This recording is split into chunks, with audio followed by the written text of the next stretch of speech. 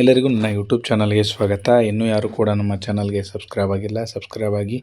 ಈಗ ಆಲ್ರೆಡಿ ನಮ್ಮ ಒಂದು ಚಾನಲ್ನಲ್ಲಿ 10ನೇ ತರಗತಿಯ ವಿಜ್ಞಾನ ಪಾಠಗಳನ್ನು ನಾನು ಅಪ್ಲೋಡ್ ಮಾಡಿ ಹಾಕಿದ್ದೇನೆ. ಅದು ಪ್ಲೇಲಿಸ್ಟ್ನಲ್ಲಿ ಇದೆ. ಇನ್ನೂ ಯಾರು ಕೂಡ ಸಬ್ಸ್ಕ್ರೈಬ್ ಆಗಿಲ್ಲ, ಸಬ್ಸ್ಕ್ರೈಬ್ ಆಗಿ ಆ ಒಂದು ವಿಡಿಯೋಗಳನ್ನು ವಾಚ್ ಮಾಡಿ. ಮತ್ತು ಅದೇ ರೀತಿಯಾಗಿ ಈ ಒಂದು ಕ್ರೈಸ್ಟ್ ನೇಮಕಾತಿ ಆಗಿದ್ದ ಒಂದು ಕಾರಣದಿಂದಾಗಿ 9ನೇ ತರಗತಿಯ ವಿಜ್ಞಾನ ಪಾಠಗಳನ್ನು ನಾವು ಮತ್ತೊಂದು ರಿವೈಸ್ ಮಾಡ್ತಾ ಇದ್ದೇವೆ.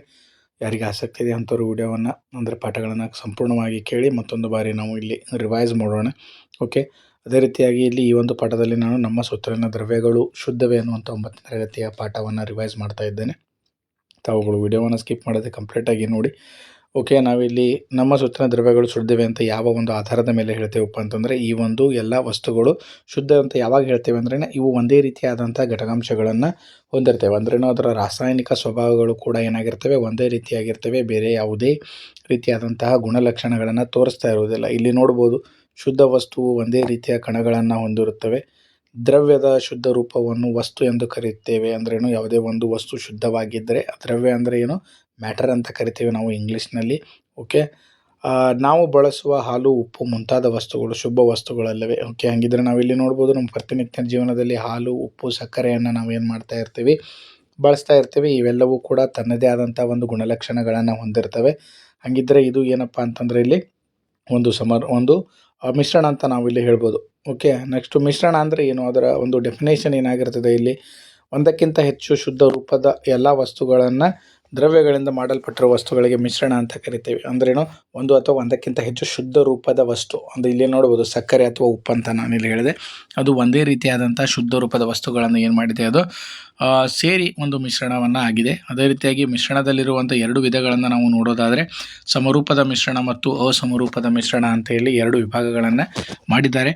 ಸಮರೂಪದ ಮಿಶ್ರಣ ಅಂತಂದ್ರೆ ಇಲ್ಲಿ ಏಕರೂಪ ಸಂಯೋಜನೆ ಹೊಂದಿರುವ ಮಿಶ್ರಣಗಳನ್ನು ಸಮರೂಪ ಮಿಶ್ರಣ ಅಂತ ಹೇಳಿ ಕರಿತೇವೆ. ಇಲ್ಲಿ ಉದಾಹರಣೆ ನೀರಿನಲ್ಲಿ ಉಪ್ಪು, ನೀರಿನಲ್ಲಿ ಸಕ್ಕರೆ. ಅಂದ್ರೇನು, ಸಮರೂಪದ ಮಿಶ್ರಣ ಅಂದ್ರೇನು, ಯಾವುದೇ ಒಂದು ವಸ್ತುಗೆ ಅಂದರೆ ನೀರಿಗೆ ನಾವು ಏನಾದರೂ ಉಪ್ಪು ಅಥವಾ ಸಕ್ಕರೆಯನ್ನು ಹಾಕಿದರೆ ಅದು ಸಂಪೂರ್ಣವಾಗಿ ಏನಾಗ್ತದೆ, ತನ್ನೊಳಗಡೆ ಆ ಒಂದು ಸಕ್ಕರೆಯನ್ನು ವಿಲೀನಗೊಳಿಸ್ತದೆ. ಯಾಕಪ್ಪ ಅಂತಂದರೆ ನಾವಿಲ್ಲಿ ಕಣಗಳ ನಡುವಿನ ಅಂತರವನ್ನು ಈ ಒಂದು ಉಪ್ಪು ಅಥವಾ ಸಕ್ಕರೆ ಏನು ಮಾಡ್ತದೆ, ನೀರಿನಲ್ಲಿ ವಿಲೀನವಾಗಿ ಕರಗಿಸಿಕೊಳ್ತದೆ. ಆ ಒಂದು ಕಾರಣಕ್ಕೆ ಇದಕ್ಕೆ ನಾವಿಲ್ಲಿ ಸಮರೂಪದ ಮಿಶ್ರಣ ಅಂತ ಹೇಳಿ ಕರಿತೀವಿ. ಅದೇ ರೀತಿಯಾಗಿ ಅಸಮರೂಪ ಮಿಶ್ರಣ ಅಂತಂದ್ರೆ ವಿಭಿನ್ನ ಘಟಕಾಂಶಗಳನ್ನು ಹೊಂದಿದ್ದು ಭೌತಿಕವಾಗಿ ನಿರ್ದಿಷ್ಟ ಭಾಗಗಳನ್ನೊಳಗೊಂಡ ಮಿಶ್ರಣವನ್ನು ಅಸಮರೂಪ ಮಿಶ್ರಣ ಅಂತ ಕರಿತೀವಿ. ಇಲ್ಲಿ ನೋಡಿರಿ, ಉಪ್ಪು ಮತ್ತು ಸಲ್ಫರ್ ಮಿಶ್ರಣ, ತೈಲ ಮತ್ತು ನೀರಿನ ಮಿಶ್ರಣ. ತೈಲ ಮತ್ತು ನೀರನ್ನು ನಾವೇನಾದರೂ ಮಿಶ್ರಣ ಮಾಡಿದರೆ ಅದು ಏನಾಗೋದಿಲ್ಲ, ಮಿಶ್ರಣ ಆಗುವುದಿಲ್ಲ. ಯಾಕಂತಂದರೆ ಅದು ಅತಿ ಕಡಿಮೆ ಸಾಂದ್ರತೆಯನ್ನು ಹೊಂದಿರುವ ಒಂದು ಕಾರಣದಿಂದಾಗಿ ಈ ಒಂದು ತೈಲ ನೀರಿನೊಂದಿಗೆ ಏನಾಗುವುದಿಲ್ಲ, ಮಿಶ್ರಣವನ್ನು ಕೂಡ ಆಗುವುದಿಲ್ಲ.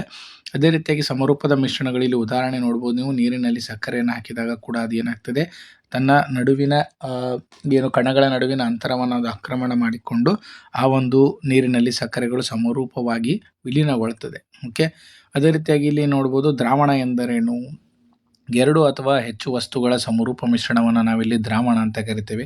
ಓಕೆ, ಅಂದರೆ ಇಲ್ಲಿ ಲೆಮೋನೈಡ್ ಅಂದರೆ ಲೆಂಬು ಜ್ಯೂಸ್ ಅಥವಾ ಸೋಡಾ ನೀರು ಅಂತ ನಾವಿಲ್ಲಿ ಕರಿತೇವೆ. ಅಲ್ಲಿ ಏನಾಗ್ತೀವಿ, ಉಪ್ಪು ಹಾಕ್ತೀವಿ ನಾವು, ಅದೇ ರೀತಿಯಾಗಿ ಲಿಂಬೆ ರಸವನ್ನು ಹಾಕ್ತೀವಿ, ನೀರನ್ನು ಹಾಕ್ತೀವಿ. ಇಲ್ಲೇನು 1 ಅಥವಾ ಹೆಚ್ಚು ವಸ್ತುಗಳ ಸಮರೂಪದ ಮಿಶ್ರಣವನ್ನು ಏನಂತ ಕರಿತೇವೆ, ಇಲ್ಲಿ ದ್ರಾವಣ ಅಂತೇಳಿ ಕರಿತೇವೆ.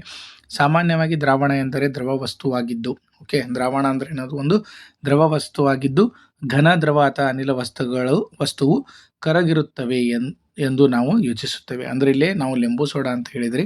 ಓಕೆ, ಅಂದರೆ ಇಲ್ಲಿ ನಾವು ಸಕ್ಕರೆ ಅದು ಘನ ಸ್ಥಿತಿಯಲ್ಲಿ ಇರ್ತದೆ, ಅದನ್ನು ನೀರಿಗೆ ಹಾಕಿದಾಗ ಅದು ಕಣಗಳ ನಡುವಿನ ಅಂತರವನ್ನು ಆಕ್ರಮಣ ಮಾಡಿಕೊಂಡು ನೀರಿನೊಂದಿಗೆ ಕರಗಿ ಹೋಗ್ತದೆ. ಆದರೆ ನಾವು ಘನರೂಪದ ದ್ರಾವಣಗಳನ್ನು ಮತ್ತು ಅನಿಲ ರೂಪದ ದ್ರಾವಣಗಳನ್ನು ಕೂಡ ಪಡೆಯಬಹುದು.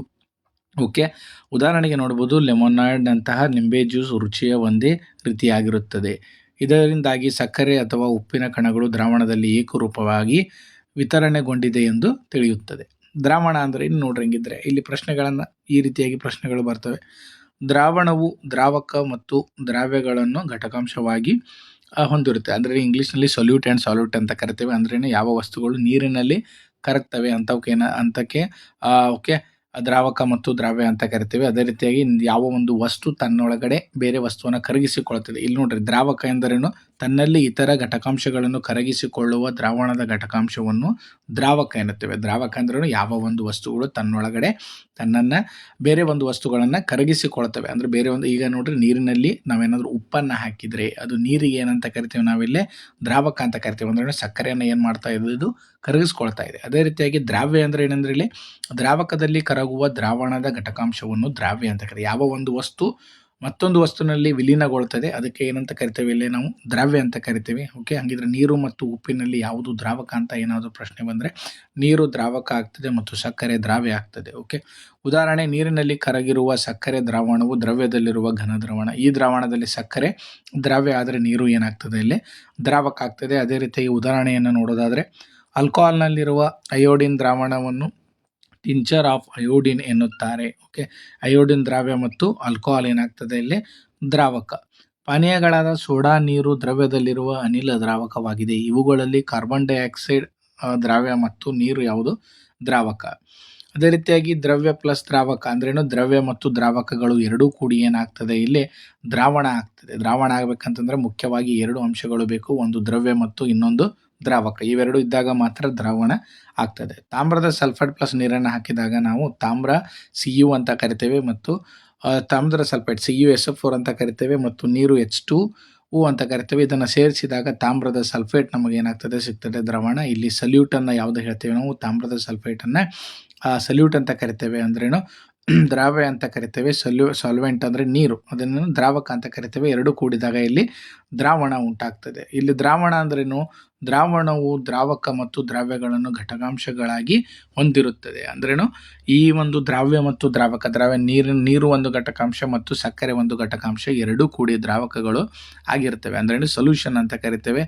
ದ್ರಾವಣದ ಗುಣಗಳನ್ನು ನೋಡುವುದಾದರೆ ದ್ರಾವಣವು ಸಮರೂಪ ಮಿಶ್ರಣವಾಗಿದೆ. ಅದು ಕೂಡ ನೆನಪಿರಬೇಕು. ದ್ರಾವಣ ಏನು, ಸಮರೂಪದ ಮಿಶ್ರಣ ಅಂತಂದ್ರೇನು, ನೀರಿನೊಳಗಡೆ ಸಕ್ಕರೆಯನ್ನು ನಾವು ಕರಗಿಸಿದರೆ ಸಕ್ಕರೆ ನೀರಿನಲ್ಲಿ ಸಂಪೂರ್ಣವಾಗಿ ವಿಲೀನಗೊಳ್ಳುತ್ತದೆ. ಆ ಒಂದು ಕಾರಣಕ್ಕೆ ಅಲ್ಲಿ ಸಮರೂಪದ ಮಿಶ್ರಣ. ಯಾವ ಒಂದು ಕಾರಣಕ್ಕೆ ಅದು ಸಂಪೂರ್ಣವಾಗಿ ಮಿಕ್ಸ್ ಆಗುತ್ತದೆ ಅಂದರೆ ಕಣಗಳ ಅಂತರಗಳನ್ನು ಈ ಒಂದು ಸಕ್ಕರೆ ಏನು ಮಾಡಿರ್ತದೆ, ಸಂಪೂರ್ಣವಾಗಿ ವಿಲೀನಗೊಳಿಸಿಕೊಂಡಿರ್ತದೆ. ಅದೇ ನಾವು ಹೆಚ್ಚಿನ ಸಂಖ್ಯೆಯಲ್ಲಿ ಸಕ್ಕರೆಯನ್ನು ಹಾಕಿದರೆ ಅದು ನೀರಿನೊಂದಿಗೆ ಕರಗುವುದಿಲ್ಲ. ಯಾಕಂದರೆ ಆ ಕಣಗಳ ನಡುವಿನ ಅಂತರಗಳು ಏನು ಆಲ್ರೆಡಿ ತುಂಬಿ ಹೋಗಿರ್ತವೆ. ನಾವು ಹೆಚ್ಚಿಗೆ ನೀರನ್ನು ಹಾಕಿದರೆ ಮತ್ತು ಹೆಚ್ಚಿಗೆ ಸಕ್ಕರೆಯನ್ನು ಏನು ಮಾಡ್ಬೋದು, ಇಲ್ಲಿ ಕರಗಿಸ್ಬೋದು. ಓಕೆ, ದ್ರಾವಣದಲ್ಲಿರುವ ಕಣಗಳ ವ್ಯಾಸವು ಎಷ್ಟಿರ್ತದೆ, ಓಕೆ, 10 ರಿಂದ 9 1 ನ್ಯಾನೋಮೀಟರ್ ಅಂತ ಕರಿತೇವೆ ನಾವು. ಓಕೆ, 1 ನ್ಯಾನೋಮೀಟರ್ಗಿಂತ ಕಡಿಮೆ ಇರುತ್ತದೆ. ಆದುದರಿಂದ ಇವು ಬರಿಗಣ್ಣಿಗೆ ಕಾಣುವುದಿಲ್ಲ. ಅಂದ್ರೇನು, ಕಣಗಳು ನಮ್ಮ ಕಣ್ಣಿಗೆ ಏಕೆ ಕಾಣೋದಿಲ್ಲಪ್ಪ ಅಂತಂದರೆ ಇದರ ಏನು ಒಂದು ಸೈಜ್ ಅಂತ ಕರಿತೇವೆ, ಅದರ ಸೈಜ್ ತುಂಬ ಅತಿ ಚಿಕ್ಕದಾಗಿರ್ತದೆ. ಅದು 1 ನ್ಯಾನೋಮೀಟರ್ ಅಂತ ಕರಿತೇವೆ.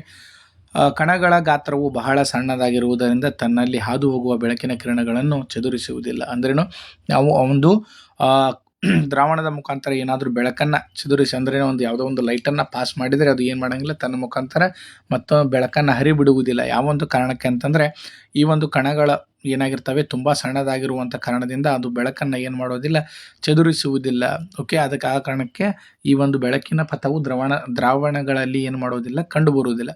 ಸೋಸುವಿಕೆ ವಿಧಾನದಿಂದ ಮಿಶ್ರಣದಲ್ಲಿರುವ ದ್ರಾವ್ಯ ಕಣಗಳನ್ನು ಬೇರ್ಪಡಿಸಲು ಸಾಧ್ಯ ಇಲ್ಲ. ಅಂದ್ರೇನು, ಈಗ ನಾವು ಚಹಾವನ್ನು ಮಾಡಬೇಕಾದಾಗ ಚಹಾಗೆ ಏನು ಮಾಡ್ತೀವಿ, ಚಹಾ ಪುಡಿಯನ್ನು ಹಾಕ್ತೀವಿ. ಅಲ್ಲಿ ಅದು ಒಂದು ಅಸಮರೂಪ ಮಿಶ್ರಣ ಆಗ್ತದೆ. ಅಲ್ಲಿ ನಾವು ಸೋಸುವಿಕೆ ಮುಖಾಂತರ ಆ ಒಂದು ಸಕ್ಕರೆಯ ದ್ರಾವಣ ಅಂದ್ರೇನು, ಏನು ಚಹಾವನ್ನು ಸೋಸ್ತೀವಿ ಅಲ್ಲಿ ಚಹಾ ಪುಡಿಯನ್ನು ಹೊರಗಡೆ ತೆಗಿತೀವಿ. ಓಕೆ, ಅದೇ ರೀತಿಯಾಗಿ ಇಲ್ಲಿ ಏನು ಈ ಒಂದು ಲಿಂಬೋ ಸೋಡಾ ಅಂತ ಕರಿತೀವಿ, ಇದರಲ್ಲಿ ಸಕ್ಕರೆ ಮತ್ತು ನೀರನ್ನು ನಾವು ಸಂಪೂರ್ಣವಾಗಿ ಮಿಶ್ರಣ ಮಾಡಿದಾಗ ಅದು ಕಣಗಳ ನಡುವಿನ ಅಂತರದೊಂದಿಗೆ ಬೆರೆತು ಹೋಗಿರ್ತದೆ. ಅದನ್ನು ನಾವು ಯಾವುದೇ ರೀತಿಯಾದಂತಹ ಸೋಸುವಿಕೆ ವಿಧಾನದಿಂದ ಬೇರ್ಪಡಿಸಲು ಸಾಧ್ಯ ಇಲ್ಲ ಅಂತ ನಾವು ಇಲ್ಲಿ ತಿಳ್ಕೊಬೋದು. ದ್ರಾವಣವನ್ನು ಅಲುಗಾಡಿಸದಿದ್ದರೂ ದ್ರಾವ್ಯದ ಕಣಗಳು ತಳ ಸೇರುವುದಿಲ್ಲ. ಅಂದರೆ ದ್ರಾವಣವು ಸ್ಥಿರವಾಗಿದೆ. ಅಂದ್ರೇನು, ಈಗ ಒಂದು ನೀರಿನಲ್ಲಿ ಸಕ್ಕರೆಯನ್ನು ಕರಗಿಸಿದಾಗ ಅದನ್ನು ನಾವು ನೀವು ಎಷ್ಟೇ ಅಲುಗಾಡಿಸದೆ ಇಟ್ಟರೂ ಕೂಡ ಅದು ಕೆಳಗಡೆ ಕೂಡೋದಿಲ್ಲ. ಈಗ ಮಣ್ಣಿನ ಒಂದು ಕಣಗಳನ್ನು ನಾನು ನೀರಿಗೆ ಹಾಕಿದಾಗ ಅದನ್ನು ಅಲುಗಾಡಿಸದೆ ಬಿಟ್ಟಾಗ ತಳ ಸೇರ್ತದೆ. ಅಂದ್ರೆ ಮಣ್ಣಿನಲ್ಲಿರುವಂಥ ಕಣಗಳು ಏನು ಮಾಡ್ತವೆ, ತಳ ಸೇರ್ತವೆ. ಅದು ಒಂದು ಅಸಮರೂಪ ಮಿಶ್ರಣ ಆಗ್ತದೆ.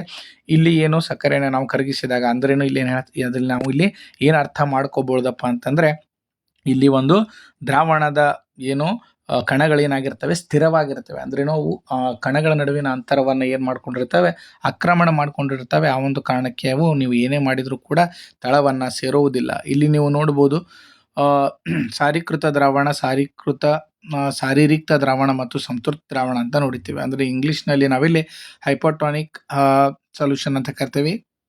ಓಕೆ, ಅದೇ ರೀತಿಯಾದಂತಹ ಇಲ್ಲಿ ನೋಡಿ ಡೈಲ್ಯೂಟ್ ಸೊಲ್ಯೂಷನ್, ಕಾನ್ಸಂಟ್ರೇಟೆಡ್ ಮತ್ತು ಸ್ಯಾಚುರೇಟೆಡ್ ಸೊಲ್ಯೂಷನ್ ಅಂತ ಕರಿತೀವಿ. ಸಾರೀಕೃತ ದ್ರಾವಣ ಅಂದರೆ ಏನು?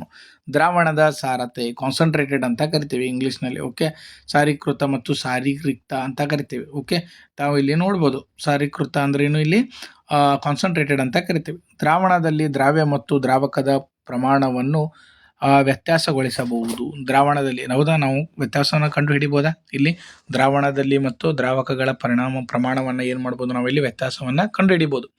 ದ್ರಾವಣದಲ್ಲಿರುವ ದ್ರಾವ್ಯದ ಪರಿಮಾಣವನ್ನು ಆಧರಿಸಿ ಸಾರರಿಕ್ತ, ಸಾರೀಕೃತ ಅಥವಾ ಪರ್ಯಾಪ್ತ ದ್ರಾವಣ ಎಂದು ಕರೆಯುತ್ತೇವೆ. ಅಂದ್ರೇನು?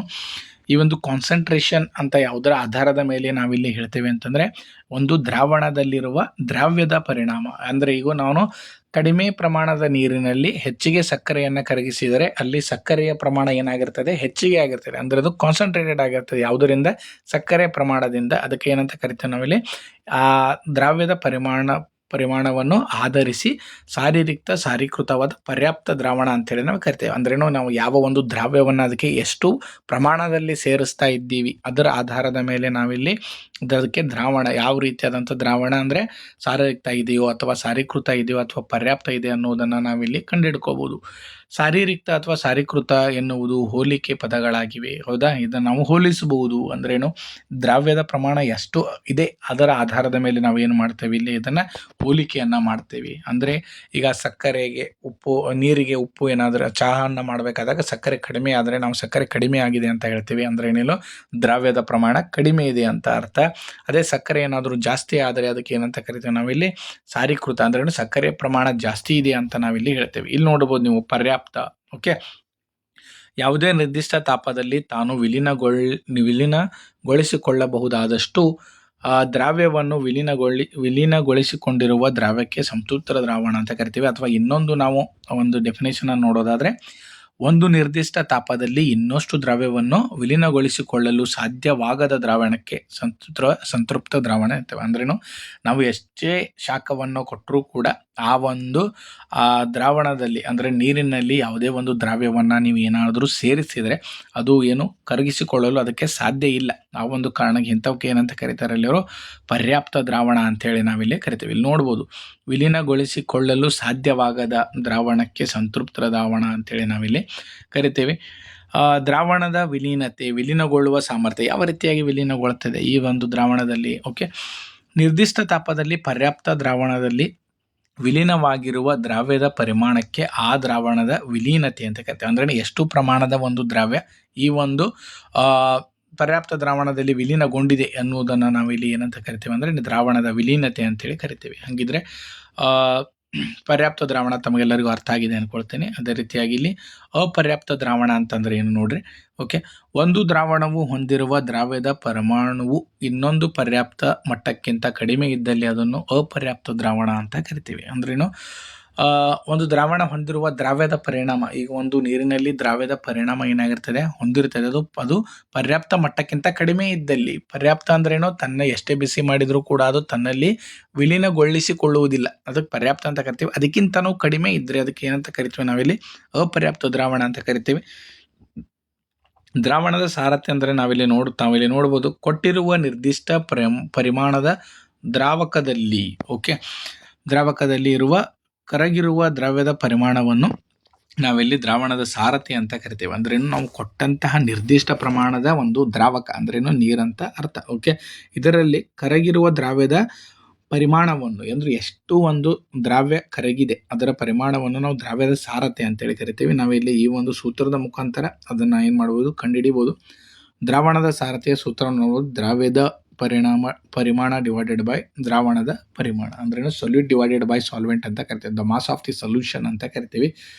ಮಾಸ್ ಆಫ್ ದಿ ಸೊಲ್ಯೂಷನ್ ಆಗಬೇಕಂತಂದರೆ ಸೊಲ್ಯೂಟ್ ಪ್ಲಸ್ ಸಾಲ್ವೆಂಟ್ ಬೇಕು. ಆ ಒಂದು ಕಾರಣಕ್ಕೆ the mass of solute divided by solvent, ದ್ರಾವ್ಯದ ಪ್ರಮಾಣ ಎಷ್ಟಿದೆ ಮತ್ತು ದ್ರಾವಣದ ಪರಿಮಾಣ ಎಷ್ಟಿದೆ ಅನ್ನೋದನ್ನು ನಾವಿಲ್ಲಿ ಕಂಡುಹಿಡಿಬೋದು. ಅದೇ ರೀತಿಯಾಗಿ ನಿಲಂಬಿತ ಮಿಶ್ರಣವನ್ನು ನಾವು ನೋಡೋದಾದರೆ, ಅಸಮರೂಪ ವ್ಯವಸ್ಥೆಯಲ್ಲಿ ಘನ ವಸ್ತುಗಳು ದ್ರವ ವಸ್ತುವಿನಲ್ಲಿ ಚದುರಿರುತ್ತವೆ, ಇದನ್ನು ನಿಲಂಬಿತ ಮಿಶ್ರಣ ಅಂತ ಕರಿತೀವಿ ನಾವಿಲ್ಲಿ. ಓಕೆ, ಅಸಮರೂಪ ವ್ಯವಸ್ಥೆಯಲ್ಲಿ ಘನ ವಸ್ತುಗಳು ದ್ರವ ವಸ್ತುವಿನಲ್ಲಿ ಚದುರಿಸುತ್ತವೆ, ಇದನ್ನು ನಿಲಂಬಿತ ಮಿಶ್ರಣ ಅಂಥೇಳಿ ನಾವಿಲ್ಲಿ ಕರಿತೇವೆ. ಓಕೆ.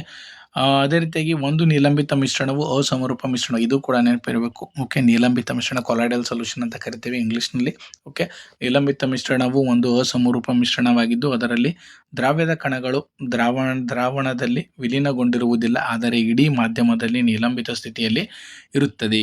ನಿಲಂಬಿತ ಮಿಶ್ರಣದ ಕಣಗಳು ಬರಿಗಣ್ಣಿಗೆ ಕಾಣಿಸುತ್ತವೆ. ನಿಲಂಬಿತ ಮಿಶ್ರಣ ಅಂತಂದ್ರೇನು, ಇಲ್ಲಿ ಸಂಪೂರ್ಣವಾಗಿ ಏನಾಗಿರಂಗಿಲ್ಲ. ಅಲ್ಲಿ ನಾವು ನೋಡಿದ್ವಿ ಸಮರೂಪದ ಮಿಶ್ರಣದಲ್ಲಿ ನೋಡದಂತೆ ಈ ಒಂದು ನಿಲಂಬಿತ ಮಿಶ್ರಣದಲ್ಲಿ ಎಲ್ಲ ಕಣಗಳ ನಡುವಿನ ಗಾತ್ರಗಳನ್ನು ನಾವು ಆಕ್ರಮಿಸಿಕೊಂಡಿರುವುದಿಲ್ಲ. ಇವು ಕೂಡ ನಾವು ಕಣ್ಣಿನಿಂದ ಸುಲಭವಾಗಿ ಇವನ್ನೇನು ಮಾಡ್ಬೋದು, ನಾವು ನೋಡ್ಬೋದು. ಓಕೆ.